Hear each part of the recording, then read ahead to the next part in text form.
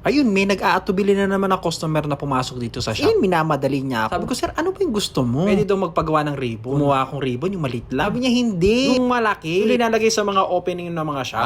Yun naman pala eh. So yun, gagawa ngayon tayo na na malaki para sa opening ng shop nila. So, gumamit lang ako ng itong klase ng pambalot. Ulyata yung tawag dito. So, tela-tela lang. Ilulup-loop, design mo lang siyang ganyan. Tapos yung pinakagitna, tatalian mo lang ng kawat. Putulin na natin yung excess. Pagkatapos mo maputulin pinakailalim yun, ito na nga, lalagyan na natin ng kawat. Kahit nung kawat, basta't pantali. Pwede naman ribbon. Kung yun ang trip mo. Ewan ko, kawad yung una ko nadampo. Kasi nga itong customer natin na to, nagmamadali siya. Tapos ibubuka-buka ka na natin lahat yung mga loop na yan. So mga pipili lang kayo ng magandang klase ng tela. Yung hindi agad bumabalik. Kasi pag tinayo mo, tatayo talaga siya. Yung mga matitigas sa tela. Kasi pag malambot, alam mo na, tutay. Maganda talaga yung matigas.